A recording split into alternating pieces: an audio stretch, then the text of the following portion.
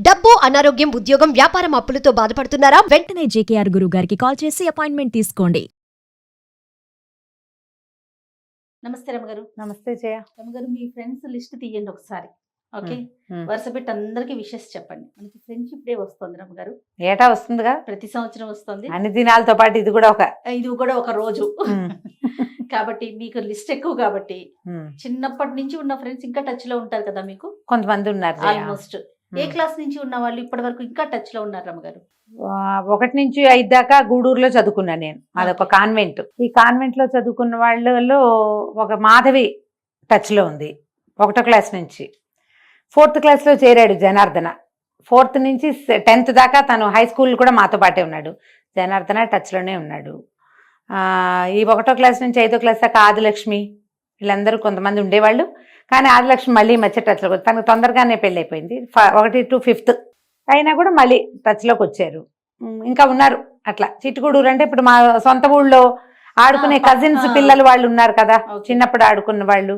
మా పెద్దనాన్నగారు మనవరాళ్ళని, అమ్మమ్మ వైపు, నాయనమ్మ వైపు, నాన్న వైపు, మా తాతగారి వైపు ఉన్న కజిన్స్ అంతా చిన్నప్పుడు ఆడుకున్న వాళ్ళు ఇంచుమించుగా అందరూ ఎక్కడైనా కనపడితే పలకరించడము, లేకపోతే హలో కాసేపు ఫోన్లో మాట్లాడుకునే వాళ్ళు ఉన్నారు. ఇంకా లిస్టే ఉంది, పెద్దదే. ఓకే, స్నేహితుల అవసరం ఏంటి రమ్మగారు? అంటే ఇప్పుడు వీళ్ళు బంధంగా మనతో పుట్టరు కదా జయ.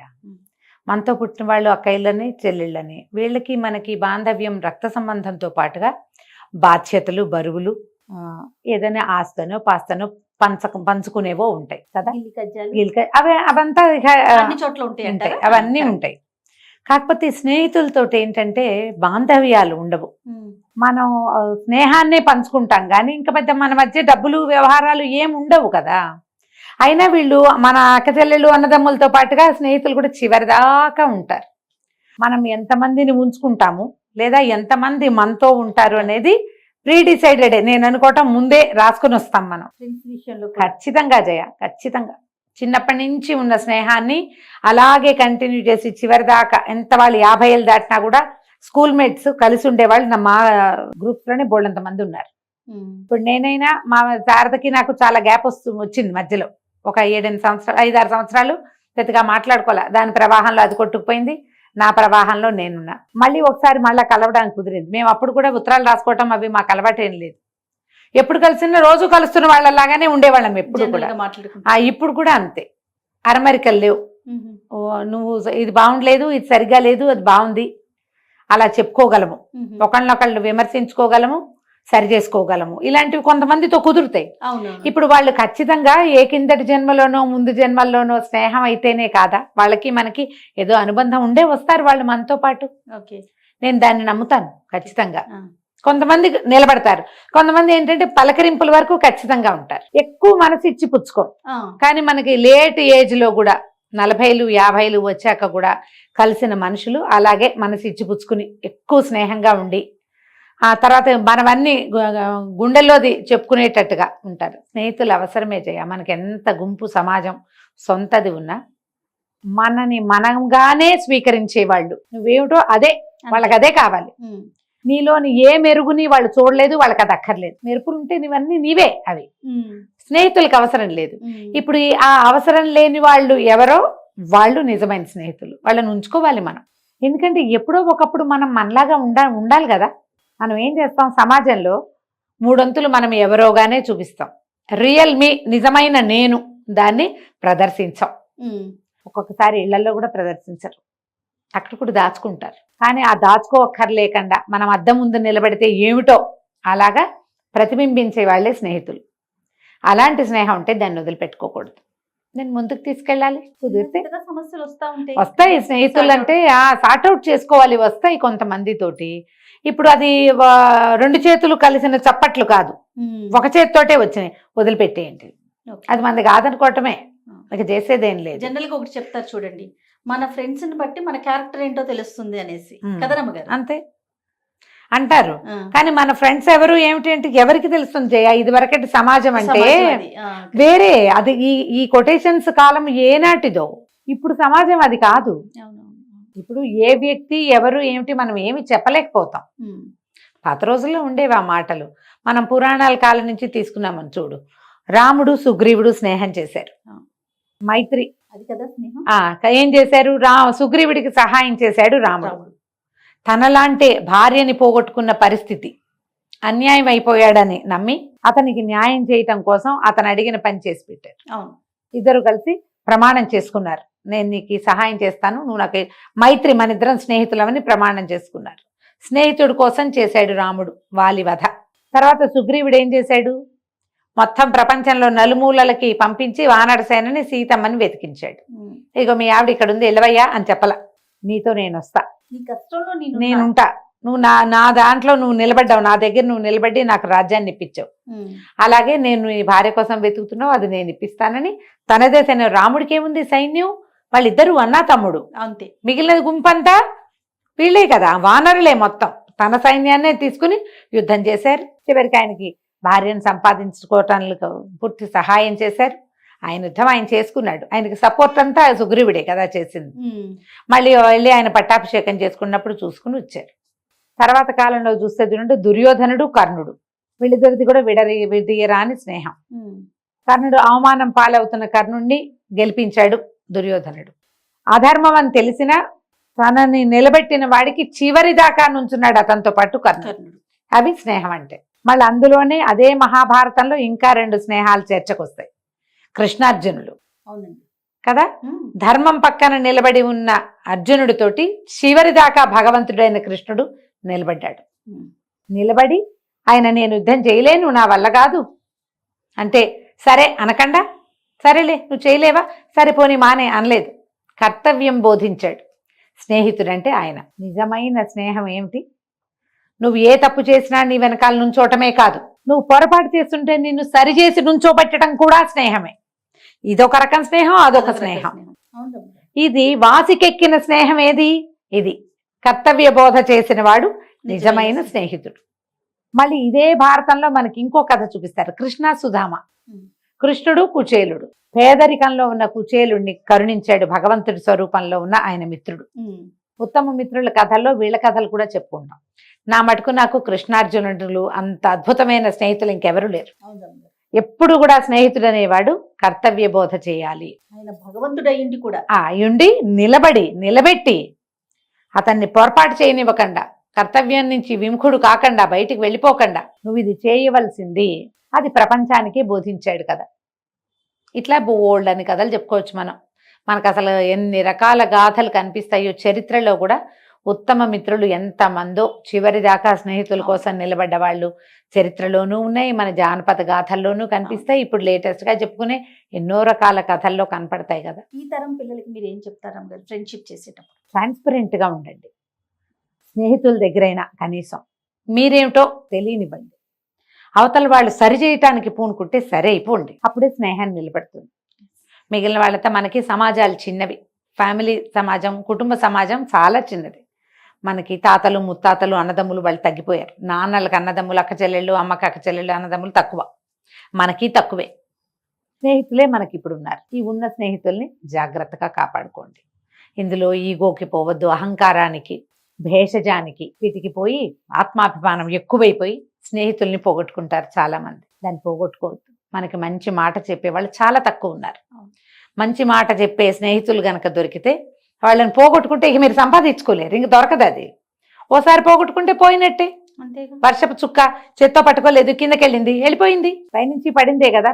మీకు అయాచితంగా లభించిన స్నేహితులు అందరూ కూడా మీకు భగవంతుడు ఇచ్చిన వరాలు, వాటిని కాపాడుకోవాలి. కాపాడుకోలేకపోతే ఇక చేయగలిగేది ఏం లేదు, ఇక దొరికిన దాంతో ఉండటమే. అయితే మళ్ళీ ఇందులో ఫిజికల్గా మనుషులు కలుస్తూ ఉండాలి జయ. మనం ఇవాళ రేపు ఏమయ్యాము, ఆన్లైన్ ఫ్రెండ్షిప్లు ఎక్కువైనాయి మనకి. ఎవరో ఎక్కడో అన్నోన్ పర్సన్స్, నీవు నేను సేమ్ టేస్ట్, ఆహా నువ్వు ఎంతో బాగా చేసావు, నీ అంత అందగత్తెవి నువ్వే, లేదా నీ అంత అందగాడివి నువ్వే, నీ అంత తెలివైన వాడివి, నీలాంటి ప్రవర్తన ఏం తెలిసింది నీకు? అవునండి, వాళ్ళు ఏం చూపిస్తున్నారో అదే కదా సినిమా లాగా. సినిమాయే కదా అదంతా. ఇప్పుడు ఏదైనా చూడు, ఏదో ఒక సినిమా చూస్తాం, కథానాయకుడు అద్భుతమైన వాడు, ఏమో బోల్డ్ అని ఉంటాయి, కళ్యాణ గుణాలు ఉంటాయి కథానాయకుడికి. మనం కథానాయకుడు ప్రేమలో పడతాం. కళ్యాణ గుణాలన్నీ రైటర్ రాసినవని, డైరెక్టర్ చేయించినవని నమ్మం, అనుకోం. మనం క్యారెక్టర్వి, వ్యక్తివి కాదు. ఈ సేమ్ అలాంటిదే ఇప్పుడు మనకి ఈ ఆన్లైన్ స్నేహాల్లో కూడా వాడు నీకు నచ్చేవన్నీ చూపిస్తాడు. అవేవో రంగులు మారుస్తాయిట, పువ్వులు సీతాకోక చిలుకల్ని ఆకర్షించడానికి, మనుషుల్ని ఆకర్షించడానికి చేసేవి. వాళ్ళు ఒరిజినల్ గా అది అవునో కాదో తెలుసుకోకుండా మనసులు ఇచ్చేయకండి అయ్యా. అమ్మ కూడా, అబ్బాయిలు అమ్మాయిలు కూడా. నీ నవ్వు బాగుంది, నీది బాగుంది, ఏవో బాగుంటాయి ఫోటోల్లో. 100 ఫోటోలు తీస్తే ఓ ఫోటో చక్కగా ఉన్న ఫోటో పెట్టుకుంటాం అందులో మనం. అంతే, అదే మన ఒరిజినల్ థింగ్ కాదు. ఒక గ్లాన్స్, ఏమన్నా ఒక చిన్న షేడ్ అది, అంతే. కాబట్టి కొంచెం జాగ్రత్తగా ఉండండి. చిన్నతనపు స్నేహాలు ఉంటే వాటిని కాపాడుకోండి, పాడు చేసుకోవద్దు స్నేహాల్ని. చాలా బాగా చెప్పారు అమ్మగారు. ఎందుకంటే ఆన్లైన్ మోసాలు, పెళ్ళైన వాళ్ళు అలానే, అంటే సందర్భం కాకపోయినా మళ్ళీ మాట్లాడుకోవాల్సిన విషయం కదా. చిన్న పిల్లలు అలానే చేస్తున్నారు, పెద్దవాళ్ళు, బాధ్యత తెలిసిన వాళ్ళు కూడా మొహం చూడకుండానే ఫ్రెండ్షిప్లు చేయటం, చేసేసి. అది ఎక్కడికో దారి తీయటం, అదే జీవితాలని నాశనం చేసుకునే వాళ్ళని కూడా మనం చూస్తూనే ఉన్నాం కదా. కాస్త జాగ్రత్తతో ఉండాల్సిన అవసరం అయితే ఉంది. అయితే ప్రెసెంట్ మీతో రెగ్యులర్ గా టచ్ లో ఉన్న వాళ్ళు ఎవరైనా ఉంటే ఒకసారి మాట్లాడండి అమ్మగారు. ఫ్రెండ్స్ కొంతమంది రెగ్యులర్ టచ్ లోనే ఉంటారు జయ. శ్యామల్ కొంచెం ఎక్కువ రెగ్యులర్ టచ్. ఆవిడ మాట నేను ఎప్పుడు వింటూ ఉంటాను మీ నోటి వెంట, శ్యామల గారు. అంటే కొంచెం లేట్ ఏజ్ ఫ్రెండ్షిప్. ఇప్పుడు ఒక 2 ఏళ్ళు అట్లా 2-3 ఏళ్ళు నాకంటే చిన్నవారు. మేము ఏదో సందర్భాల్లో 8-9 సంవత్సరాల క్రితం కలిసాం. నా దగ్గర చదువుకోవటానికి వచ్చారు. ఎలా కుదిరిందో ఇక ఒక విడదీరాని స్నేహం ఏర్పడింది.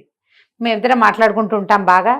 అంటే ఇప్పుడు నేను బాగా ఓపెన్ అయ్యేది వారి దగ్గర, బాగా ఓపెన్ అవుతాను. అన్ని నా రకరకాల ఇష్యూస్, నేను ఫేస్ చేసినవి, ఫేస్ చేస్తున్నవి, నాకు వచ్చిన ఇబ్బందులు, ఏం చేయాలో తెలియనప్పుడు, తోచనప్పుడు సలహా కింద నాకు సలహా ఇవ్వడానికి మాకు అక్కయ్యలు ఉన్నారు పుష్కలంగా.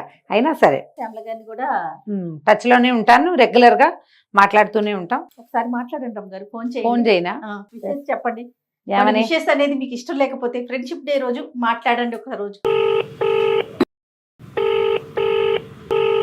హలో, చెప్పండి. ఏం లేదు, నేను స్టూడియోలో ఉన్నాను.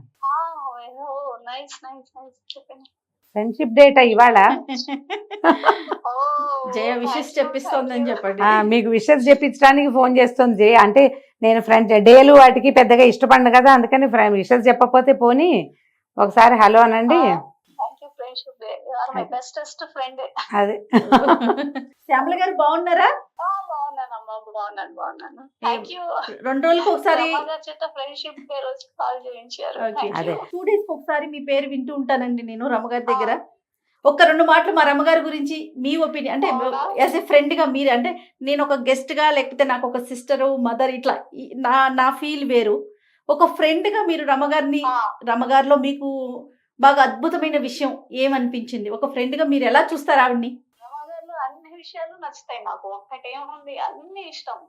ఆవిడ ఎంత బాగా మాట్లాడతారు, ఎంత చక్కగా ఇతరులను అర్థం చేసుకుంటారు, వారి సమస్యల పట్ల ఎంత కన్సర్న్ చూపిస్తారంటే, సొంత ఇంట్లో సిస్టర్స్, పేరెంట్స్ ఎంత కన్సర్న్ తో ఉంటారో అంత కన్సర్న్ చూపిస్తారు ఎదుటి వాళ్ళ బాధ గురించి. ఎవరి గురించి పొరపాటును కూడా, ఒక్క మాట కూడా, పొరపాటును కూడా ఎటువంటి చెడ్డ మాట రాదు అసలు. అందరి గురించి మంచిగా ఆలోచిస్తూ ఉంటారు. ఇప్పుడు that is the greatest quality రామగారిలో. చాలా ఎటువంటి సిచ్యువేషన్ లోనూ తొణకరు, వెనకరు, నిదానంగా కూర్చుని ఆలోచిస్తారు. దానికి పరమాత్మ ఉన్నాడు, ఆయన చూసుకుంటాడు. ఇది నేను కూడా చూసానండి, ప్రత్యక్షంగా చూస్తా ఉంటారు అమ్మగారిని. ఎలాంటి సిచ్యువేషన్ వచ్చినా, అంటే జీవితం కదా, అన్ని చూస్తా ఉంటాం మనము. కష్టం వచ్చినా సుఖం వచ్చినా ఒకేలాగా స్పందిస్తూ ఉంటారండి. ముఖ్యంగా ఏదైనా సమస్య వచ్చినప్పుడు కూడా ఆవిడని చూసి నేను ఎన్ని నేర్చుకుంటాను ఎప్పుడు చెప్తూ ఉంటారు అమ్మగారిని. గుండె ధైర్యంగా ఎలా ఉండాలి, సమస్య వచ్చినప్పుడు దాన్ని మనం ఎలా తీసుకోవాలి, ఎలా తీసుకెళ్ళాలి అనేది. Anyhow, thank you so much అండి. Thank you for this opportunity. Thank you Ramma గారు. థ్యాంక్ యూ అండి. Wow, super. నా బదులు మీరు చెప్తున్నారు శ్యామల, హ్యాపీ ఫ్రెండ్షిప్ డే. చక్కగా చెప్పారు చూడండి రమ్మగారు. అంటే ఇప్పుడు అందరికి మనం ఒకేలా కనపడతామా జయ? కనిపించం. నాకు ఒకలాగా ఉంటారు, ఇంకొకరికి ఒకలాగా ఉంటారు, ఇంట్లో ఒకలాగా ఉంటాం, అంతే కదండి. క్యారెక్టర్ ఇప్పుడు గ్లాస్ లో పోస్తే టీ గ్లాసుడు, అదే కప్పులో పోస్తే కప్పుడు, అంతే కదా. వీటితో ఏంటంటే మామూలుగా కొంచెం జ్యోతిష్యం తెలుసు శ్యామలకి. ఇలాంటి విషయాలు ఏమైనా మాట్లాడుకునేటప్పుడు నేను ఏమనుకుంటానంటే, నా బేసిక్ నా ఐడియా ఇంతే ఉంటుంది. నేను చాలా సార్లు అదే చెప్తా, దేనికైనా సమయం రావాలి, దేనికైనా దేనికైనా భగవంతుడు ఒప్పుకోవాలి మనని. ఇవాళ ఇక్కడ కూర్చున్నామంటే భగవంతుడు ఒప్పుకున్నాడు కాబట్టి, ఏ రోజున ఆయన చెయ్యి మన నెత్తి మీద నుంచి పక్కకి వెళ్తుందో మన ఇంకో తోటకి జరుపుతాడు. చెస్లో కాయిన్స్ జరుపుతాడు పరమాత్మ. జరిపినప్పుడు అప్పుడప్పుడు మనం ప్రముఖంగా కింగ్ స్థానంలో కూర్చుంటాం, తర్వాత క్వీన్ అవుతాం, తర్వాత మంత్రి అవుతాం, ఏనుగు అవుతాం, సెకట్ అవుతాం, బంట అవుతాం, తర్వాత బయటికి వెళ్ళిపోతాం.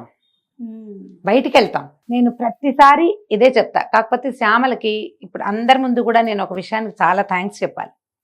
నేను ఇలాంటి స్థితికి రాగలనన్న నమ్మకం నాకు మొట్టమొదట కలిగించింది శ్యామలే. సౌందర్యలహరి పాఠం చెప్పుకోవడానికి వచ్చేవారు. మేము కలిసింది పిల్లల వైలన్ క్లాస్లో. మీరేం చదివారు ఇది మాట్లాడితే నేను సంస్కృత్ లెక్చరర్గా వర్క్ చేస్తాను. ఓ మీకు సంస్కృతం వచ్చా, అయితే మీరు సౌందర్యలహరి చెప్పండి నాకు అన్నారు. నాకే రాదండి అన్నాను నేను. కాదు సంస్కృతం వస్తే చదవచ్చు, మీరు చెప్పండి మేము చెప్పుకుంటాం, నేను మా అమ్మాయి వస్తామన్నారు. సౌందర్యలహరి వైపు నన్ను మొట్టమొదట తోసింది శ్యామలే. ఆవిడ ఇప్పటికే ఆ వాక్యం అనుకుంటూ ఉంటారు, సౌందర్యలహరి కలిపింది మన్ని అని. ఆవిడ కోసం నేర్చుకున్నాను జయ. నేను 9 ఏళ్ల క్రితం ఆవిడ కోసమే నేర్చుకున్నాను. వస్తామన్నారు వాళ్ళు. ఆ తర్వాత సంస్కృతం చదువుకున్నారు. చిట్టి పిల్ల, చిన్నది, రెండో పాప చిన్నపిల్ల, అప్పటికి 5వ క్లాసో 4వ క్లాసో. అది ఆవిడే పాప ఇద్దరు వచ్చేవాళ్ళు. వారానికి 2 లేదా 3 క్లాసులు.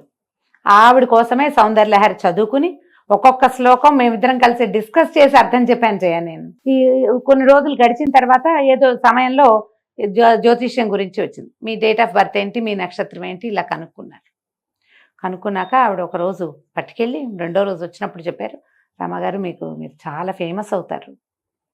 బాగా నవ్వాను జయ ఆ రోజు.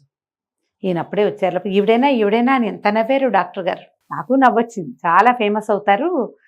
అంతకుముందు శ్లోకాలు చెప్పినప్పుడు ఆవిడకి దాంతోపాటుగా నేను ముకుందమాల చెప్పాను, ఖడ్గమాల చెప్పాను. ఇంకో ఫ్రెండ్ని కూడా తెచ్చేవారు, భారతి గారిని. వారు చదువుకునేవారు. మీ వాయిస్లో భలే పవర్ ఉంది రమ్మగారు, మీరు శ్లోకం చదివితే ఎంత బాగుంది, యూట్యూబ్లో పెట్టచ్చు కదా అనేవారు. ఆవిడ డైలాగ్, మీరు యూట్యూబ్లో పెట్టండి, అసలు ఒట్టి శ్లోకం పెట్టి అర్థం పెట్టేసేయండి అంతే. అది వినిపించింది రమ్మగారు నాకు. అవన్నీ మనం ఎక్కడ చేస్తాం, అవన్నీ నేను ఎక్కడ చేస్తాను, నా గొంతు ఎవరు వింటారు, అసలు ఎవరు వింటారు అంటే ఆవిడ జాతకం పట్టుకెళ్ళి చెప్పారు ఈ మాట. బాగా నవ్వొచ్చింది. మా సత్యవతి కూడా విన్నది ఆ రోజు ఆ డైలాగ్. ఆవిడ చెప్పారు, మీరు చాలా ఫేమస్ అవుతారు, చాగంటి గారు ఎట్లా ఫేమస్ మీరు అట్లా. ఇదే డైలాగ్ చేయ.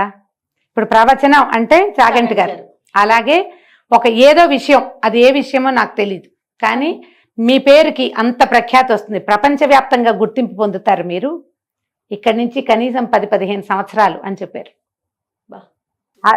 నా ఒక్క విషయంలో ఆవిడ చెప్పింది 100% అయింది. దానికోసం అని కాదు, ఇప్పుడు ఇదేదో పాయింట్ అని కదా, వారు నన్ను వదిలిపెట్టలా.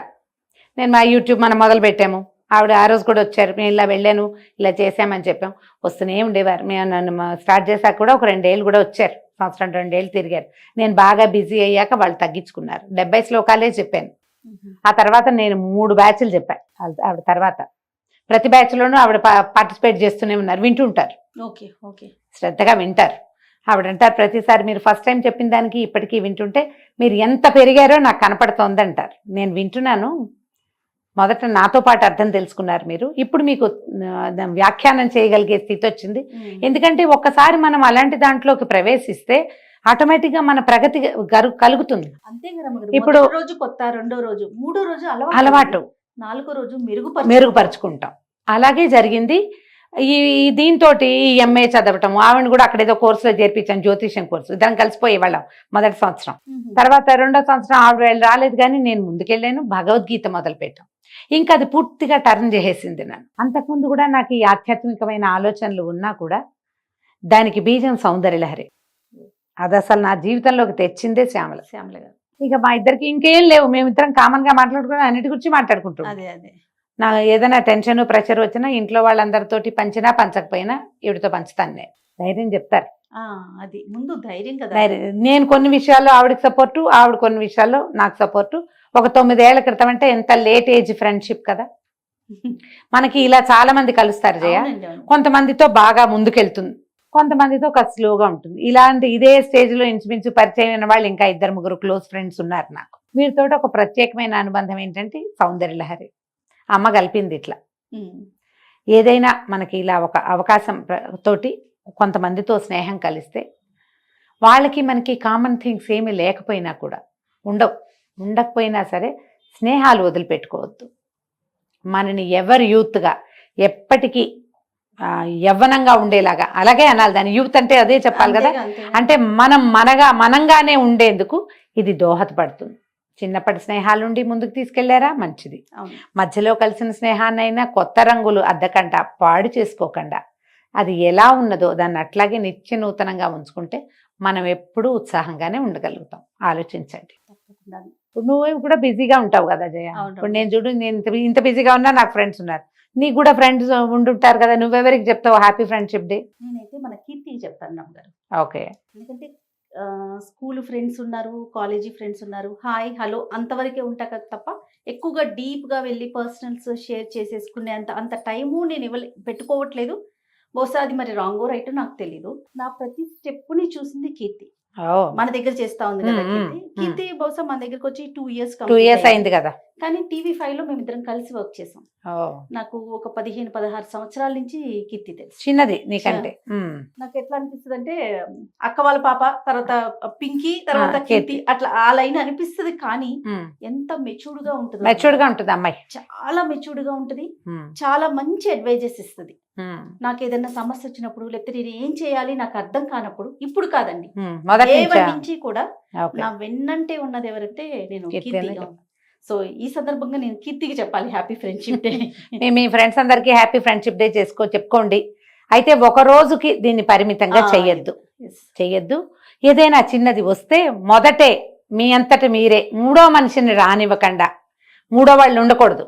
మధ్యవర్తి వచ్చాడు అంటే దాన్ని వ్యవహారం అంటారు, స్నేహం అనరు. కరెక్ట్ గా చెప్పారు కదా.